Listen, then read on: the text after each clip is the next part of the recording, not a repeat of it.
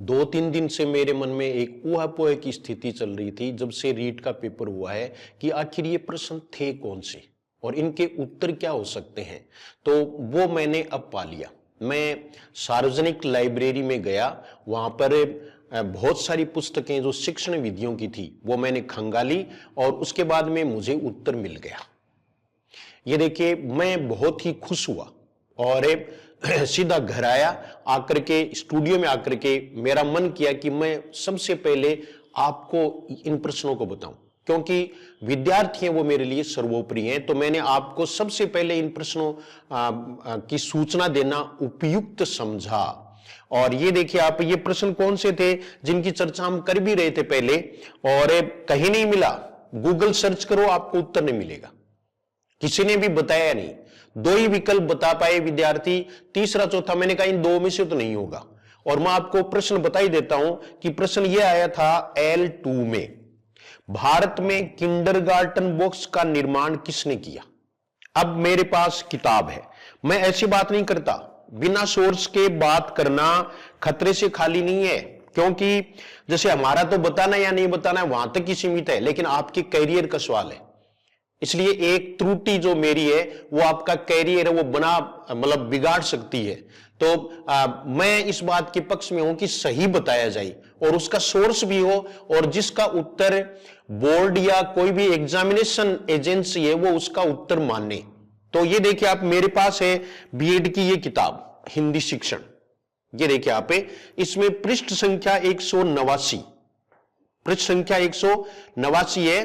और एक दूसरा प्रश्न है उसमें पृष्ठ संख्या 183, 183 पर देखिए, पहले अपने 183 की बात करेंगे।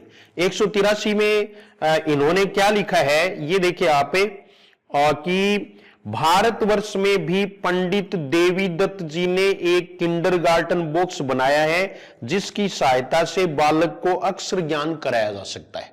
तो ये पंडित देवीदत्त है, वो मुझे किसी ने भी आंसर में नहीं बताया।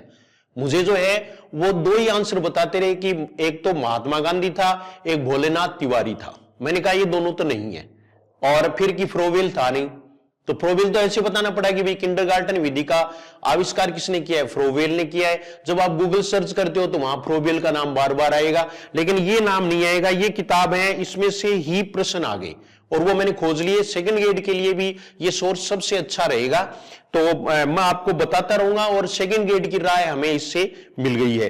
ये 183 में, और पहला प्रश्न था किंडरगार्टन बॉक्स का निर्माण किसने किया, तो ये आपने उत्तर जान लिया होगा और बहुत कम का सही हुआ होगा, क्योंकि बहुत सारे हैं वो इन 2 में से उत्तर करके आए थे। तो ये देखिए आप, पंडित देवीदत्त ने, जिनका सही हुआ है वो कमेंट करके जरूर बताएं।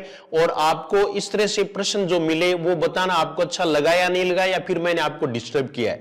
डिस्टर्ब किया है तो आई एम सॉरी, लेकिन मैं बताए बिना नहीं रह सकता। जब मुझे किसी नई बात का पता चलता है तो मैं सबसे पहले अपने स्टूडेंट्स को बताता हूं, चाहे मेरी ये कमजोरी समझो, चाहे स्वार्थ समझो, चाहे परमार्थ समझो, जो भी आप समझें वो समझें, लेकिन मैं ये करूंगा, क्योंकि जब भी मुझे जानकारी मिलेगी तो मैं स्टूडेंट्स को जरूर दूंगा। तो मैंने ये जानकारी आपको दे दी है। ये बहुत ही दुर्लभ प्रश्न है। मैं ये मानता हूं कि रीट के जितने भी पेपर, यानी आपके 3 पेपर हुए हैं 3 शिफ्ट में, तो ये दुर्लभतम प्रश्न था जो मैंने आपको बताया। दूसरा प्रश्न है, उसकी चर्चा भी हम करेंगे लेकिन एक बात मैं आपको बता दूं कि ये सब है वो महादेव और राधा रानी की कृपा से हुआ, जिनको मैं इष्ट के रूप में मानता हूं। तो ये देखिए आप कि एक बहुत अच्छी, मैं सुबह जा रहा था तो ये 2 पंक्तियां भी मेरे कान में पड़ी, और वो कौन सी थी वो भी मैं आपको सुनाना चाहूंगा। हालांकि कुछ है वो सुनना पसंद नहीं करते, लेकिन फिर भी आपको 1 ही मिनट जो है वो निकालनी पड़ेगी। और ये देखिए आप, नजरों से गिराना ना, चाहे जितनी सजा देना, नजरों से जो गिर जाए, नजरों से जो गिर जाए, मुश्किल ही संभल पाए, राधे तेरे चरणों की श्यामा तेरे चरणों के। अगर धूल जो मिल जाए, सच कहता हूँ मेरी, सच कहता हूँ मेरी, तकदीर बदल जाए, राधे तेरे चरणों की, श्यामा तेरे चरणों की। राधे राधे। आपको ये भी कैसा लगा वो भी आप कमेंट जरूर करेंगे अगर आप इंटरेस्ट रखते हैं तो, क्योंकि मैं तो अध्यात्म को मानता हूं। अध्यात्म में वो शक्ति है जो हमें सब कुछ दे सकती है, जो और कोई भी भौतिक शक्ति हमें कुछ नहीं दे सकती, वो अध्यात्म दे सकता है। इसलिए आध्यात्मिक बने रहें, ये समाज के लिए, खुद के लिए, परिवार के लिए और परलोक के लिए, सबके लिए उत्तम है। चलो ये तो बात अपना आज कोई टॉपिक नहीं है, एक दिन फिर बात करेंगे, अगर आप चाहेंगे तो कमेंट कर देना।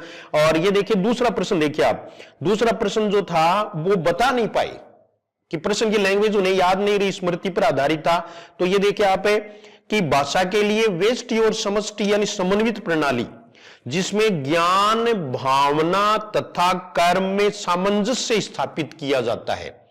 अब पहले सबसे पहले तो ये बताएंगे ये प्रश्न आया था या नहीं आया था, फिर उसमें वो विकल्प था या नहीं था। ज्यादातर वो प्रयोगशाला विधि करके आए, लेकिन मैं आपको बता दूं कि ये बुनियादी शिक्षा है। इसके लिए देखिए आप इसी किताब में पृष्ठ संख्या 189 पर लिखा है, आपको दिखेगा तो नहीं ये, लेकिन वो बता देता हूं। ये देखिए आप कोरिलेटेड टेक्निक है, कोरिलेटेड सहसंबंध जो है ना, ये नाम कन्वर्ट कर दिया हुआ हिंदी में, ये इसमें दिया हुआ है। और इसमें ये जो मैंने अंडरलाइन कर रखा है, अंडरलाइन कर रखा है, आप देखिए अगर आपको दिखता है तो अंडरलाइन किया हुआ है। और इसमें ये दिख लिखा है कि बुनियादी शिक्षा ज्ञान, भावना तथा कर्म में सामंजस्य स्थापित करना चाहती है।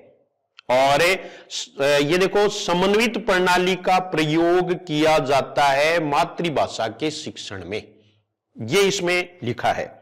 ये दो प्रश्न अपने हुए। अब तीसरे में आपको मिलेगा बोनस, बोनस मिलना तय, नहीं मिले तो अगर आपका ये प्रश्न गलत हो जाए, सही हो जाए तब तो आप कुछ करेंगे भी नहीं और ये चाहेंगे भी नहीं कि ऐसा हो या वो प्रश्न उसमें बोनस मिले, लेकिन आपको कोई घाटा नहीं होगा। सही है तो भी घाटा नहीं होगा, गलत है तो भी आपको घाटा नहीं होगा। अगर बोनस मिलता है तो आपके उतने ही अंक आएंगे, दूसरे से आपको कोई कॉम्पीट नहीं करना इस एग्जाम में।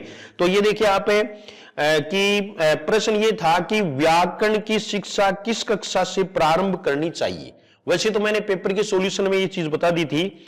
अब मेरे पास है दो किताबें, तो दो किताबों में देखिए आप कि ये किताब है, इसमें रायबर्न का स्टेटमेंट लिखा हुआ है। ये देखिए आप, ये है पृष्ठ संख्या 160 पर मैंने अंडरलाइन कर रखा है, 160 पर अंडरलाइन करना, ये देखिए आप। और इसमें लिखा है कि 5वीं कक्षा में वर्ष के अंत में, इसका मतलब 6ठी कक्षा से हो गया ये, अत्यंत सरल नियमित व्याकरण की प्रारंभिक शिक्षा आरंभ की जाए। साफ साफ लिखा है रायबर्न ने, जो शिक्षाविद हैं। लेकिन दूसरी किताब देखिए मेरे पास, ये दूसरी किताब है, इसमें देखिए आप रमन बिहारी लाल की है, ये रमन बिहारी लाल की किताब है और मैं इसको भी टैग करके लाया हूं। ये देखिए आप इसमें ये पृष्ठ संख्या 383 का मेल बैठ रहा है पूरा। ये देखो 383 है और उस पर लिखा है, ये देखो नीचे नीचे अगर आपको दिख रहा है तो नीचे नीचे देखिए आप, ये सोर्स चाहिए तो आपको GS Hindi classes YouTube channel को सब्सक्राइब करना होगा और जीएस हिंदी क्लासेज जो टेलीग्राम है उससे जुड़ना होगा। मैं सारे सोर्स है वो टेलीग्राम पर डाल दूंगा। पेपर आने पर आपको आपत्ति करनी पड़ेगी, आपत्ति के लिए आपसे चांस मांगेंगे, मौका मांगेंगे और आपत्ति के लिए आपको समय देंगे। जब भी आंसर की जारी होगी, 15 मार्च को ये बता रहे हैं, तो उसके बाद में आपको पूरी स्वतंत्रता दी जाएगी कि आप कोई भी सोर्स ढूंढ करके अपने प्रश्न को सही करवाएं। तो इसमें लिखा है व्याकरण की नियमित शिक्षा कक्षा 4 से ही शुरू करनी चाहिए, कक्षा 4 से ही शुरू करनी चाहिए। तो ये दो उत्तर हो गए, एक 4 से और एक 6 से। तो या तो ये उत्तर दो माने, ऐसा पहले भी हुआ है, मैंने आपको आंसर की दिखाई थी पिछली वाली 2022 वाली, तो दोनों उत्तर मान लेंगे या तो, और या फिर इसमें बोनस अंक देंगे।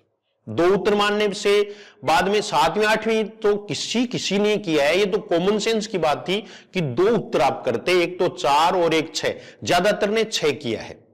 तो चाहे कुछ भी है, बोनस अंक मिलेगा तो सबको फायदा होगा। दो उत्तर मानेंगे तो केवल दो जो उत्तर जिन्होंने दिए हैं वो ही कर सकेंगे। दो उत्तर भी माने हुए, एक प्रश्न में पिछली बार 3 उत्तर भी माने हुए, ABC 3 माने हुए हैं, तो ऐसा जो है वो माना जा सकता है। कुछ ये कहते हैं कि उत्तर एक ही होता है, तो उत्तर एक नहीं बल्कि एक से अधिक है, वो भी रीट पात्रता में पहले माने हुए हैं तो मान सकते हैं। तो ये देखिए, आपको 3 प्रश्न मैंने आपको बता दिए। अब इसके अलावा भी जो प्रश्न मेरे ध्यान में आएगा, मैं पब्लिक लाइब्रेरी है उससे जुड़ा हुआ हूं और वहां सारी जो है वो छानबीन कर रहा हूं, क्योंकि आगे के लिए हमें 3rd ग्रेड में मुख्य परीक्षा के लिए भी तो ये बता रही है हमें कि किन किताबों में से प्रश्न है वो आ सकते हैं। इसके अलावा 2nd ग्रेड में शिक्षण विधियां हैं, वहां हमें इसकी जरूरत पड़ेगी। तो अगर आप प्रामाणिक पुस्तकों से सबूत आपको चाहिए या वहीं से आपको शिक्षण चाहिए तो आप GS हिंदी क्लासेज है उसकी विजिट करें। आप कोर्स लेना चाहें तो नया कोर्स 3rd ग्रेड का अभी शुरू होगा, अभी 3-4 दिन में ही एकदम से नया कोर्स 3rd ग्रेड के लिए शुरू किया जाएगा, तो आप उससे जुड़ सकते हैं और वाजिब रेट पर किया जाएगा। इसके लिए आप कमेंट भी करेंगे और उसमें आपको पूरा कोर्स है वो करवाया जाएगा। हिंदी से संबंधित किसी प्रकार की कोई दिक्कत नहीं होगी। 2nd ग्रेड और 1st ग्रेड है उसके लिए टेस्ट सीरीज वो चल रही हैं जो अब फायदेमंद साबित हो सकती हैं। और इसके अलावा जो भी एडवांस बेटर होगा वो भी इसमें दिया जाएगा, जो अभी आपको उपलब्ध करवा दिया जाएगा। तो आप GS हिंदी क्लासेस को सब्सक्राइब कर लें, शेयर भी करें, थोड़ा प्रचार भी किया करो। मैं आपको ये इसलिए बता रहा हूं कि जो सही बात है वो आप तक पहुंच सके और आपकी नौकरी लग सके। मेरा उद्देश्य 2025 में अधिकतम नौकरी लगाने का है। ये मैंने अभी जो है वो ये हम कह सकते हैं कि रिजोल्यूशन कर रखा है कि हर चीज है वो उसमें मैं आपसे शेयर करूंगा और आपको सबसे पहले बताने का प्रयास करूंगा। और जो सही भी होंगी, मैं मनमुखी आचरण है उसको नहीं मानता, वो मेरी नजर में अच्छा नहीं है कि मैंने बता दिया वही सही है, नहीं, बल्कि सही वो है जो वो मानेंगे। यानी परीक्षा एजेंसी जो मानेगी, बोर्ड जो मानेगा या RPSC जो मानेगी, वो उत्तर सही होगा। और वो किस आधार पर मानेगी, उसके लिए है हमारे पास प्रामाणिक पुस्तकें। तो प्रामाणिक पुस्तकों से अगर आपको मैटर चाहिए तो आप निश्चित रूप से जो है वो GS हिंदी क्लासेस को सब्सक्राइब कर लें और ये कर लें। 5 मार्च को, अभी 5 मार्च को सेमिनार है 3rd ग्रेड के लिए, आप झुंझुनू के लिए आमंत्रित हैं। आधार क्लासेज में आप जो है वो पहुंचे सुबह सुबह ही 11 बजे जो है वो आप जो है वो आ सकते हैं और उस सेमिनार में भाग ले सकते हैं और अपना मन बना सकते हैं कोचिंग करने के लिए। चाहे आप ऑनलाइन करें, चाहे आप वैसे भी करें, आप चाहे किसी भी सब्जेक्ट के हैं, तो आप विजिट जरूर करेंगे, मैं ऐसी आशा कर सकता हूं। और हम पात्र हैं रीट में, इसमें कोई शक नहीं है। बहुत सारे बोनस अंक भी मिलेंगे, मुझे ऐसी आशा है, तो इसमें कोई संशय नहीं। आप 3rd ग्रेड की तैयारी करना शुरू कर दें और जो 2nd ग्रेड की करना है वो भटके नहीं, वो 2nd ग्रेड की तैयारी करते रहें। धन्यवाद।